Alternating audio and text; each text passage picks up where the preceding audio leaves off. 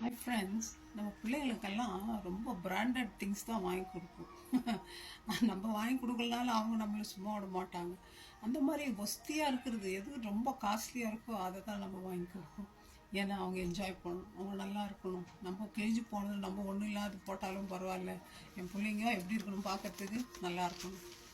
அதே மாதிரி தாங்க ஏசு கிறிஸ்து கூட நம்ம நல்லா இருக்கணும், நம்ம அழகாக இருக்கணும், நம்ம இதுவாக இருக்கணும்னு தான் நம்முடைய கஷ்டங்கள் வேதனைகள் எல்லாவற்றையும் சிலுவையில் நமக்காக சுமந்தார்.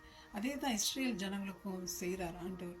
எகிப்திலிருந்து அடிமைத்தனத்திலிருந்து கொண்டு வந்து பாலும் தேனும் ஓடுற தேசத்தில் இருந்து போய் கொடுக்குறார். காஞ்சி போன வறட்சியான தேசம். ஆனாலும் இஸ்ரேல் ஜனங்க ஆண்டவருக்கு முகத்தை காமிக்காம முதுக காமிச்சாங்க. நம்ம மேனேஜர் முன்னாடி போய் முதுக காமிப்போமா, முகத்தை காமிக்காம அடி கொடுக்க மாட்டாங்க. ரிசைன் பண்ணிட்டு போப்பான்னு அடுத்த நிமிஷம் சொல்லுவாங்க. ஆனால் ஆண்டவர் எவ்வளோ பொறுமை உள்ள தேவன், எல்லாத்தையும் சகிச்சுன்னு இருக்கார். அதனால தான் அவர் என்னன்றாரு, நம்ம பசங்களை போய் நம்ம வேலைக்கார விடுவோமா, அடிமைகளாக விடுவோமா, ஜெயிலில் போய் போடுவோமா, நம்ம பிள்ளைங்கள போட மாட்டோம். நம்ம நிலத்தை பாழாக்குவோமா, பாழாக்க மாட்டோம். ஆனால் ஆண்டவர் இப்படிப்பட்டது பண்ண ஜனங்களுக்கு தண்டிக்கிறார், ஜட்ஜ்மெண்ட்டை கையில் எடுக்கிறார். அவர்கள் நிலங்கள் எல்லாம் பாழாக்கப்பட்டது, வசிக்க முடியாமல் எரிக்கப்பட்டது, அடிமைகளாக கொண்டு போகப்படுறாங்க.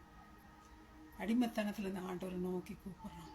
ஆண்டவர் மனம் இறங்குகிற தேவன். நம்ம கூட எத்தனையோ முறை ஆண்டவரை விட்டு, நான் பாவம் இல்லை ஆண்டவர், என்கிட்ட பாவம் இல்லை, நமக்கு இஷ்டமானதை நம்ம செஞ்சுக்கும். அவர்களுக்கு இஷ்டமான தேவர்களை அவர்கள் உண்டு பண்ணினார்கள் வேதம் சொல்லுது. நம்ம கூட ஆண்டவரை விட்டுட்டு ஆண்டவரை வணங்காமல் எத்தனையோ நாட்கள் நம்ம இருந்திருக்கிறோம். நம்ம இஷ்டப்படி ஆண்டவர் தேவையில்லை. நம்ம போய் கையில் எந்த கடவுளையாவது உருவாக்க முடியுமா? முடியாது. கடவுள் பெரியவர், அவர் தான் நம்மளை உருவாக்க முடியும். அவருக்கு தான் ஒரு தொடக்கம் இல்லை, முடிவு இல்லை, ஆதியும் அந்தமுமானவர், அல்பாவும் ஒமேகமானவர், எங்கும் நிறைந்தவர் அவர். அவரை போய் நம்ம இந்த அழுக்கு மூட்டை கையில், கரப்டட் கையில், இந்த கையில் நம்ம உருவாக்க முடியுமா? முடியவே முடியாது. பெரியவர் அவர். அவங்க அந்த மாதிரியெல்லாம் பாவம் செஞ்சுருக்காங்க இஸ்ரேல் ஜனங்கள் அந்த காலத்தில். நம்ம இந்த காலத்தில் என்ன பாவம், ஆண்டவர் கோவம் வர்ற மாதிரி செய்யணும். மை ஃப்ரெண்ட்ஸ், எத்தனை முறை பாவம் செஞ்சுட்டே இருக்கிறோம் நம்ம.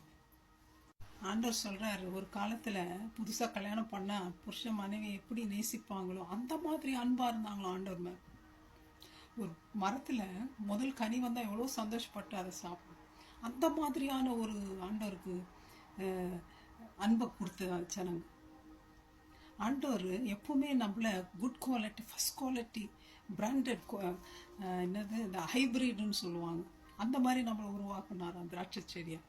ஆனால் நம்ம காட்டில் மரத்தில் உட்டில் முளைக்கிற கசப்புள்ள அந்த அருவருப்பான திராட்சை பழக்கனி நம்ம திருப்பி கொடுக்குறோம். ஆண்டவர் அந்த விதமாக மாறி போகணும்.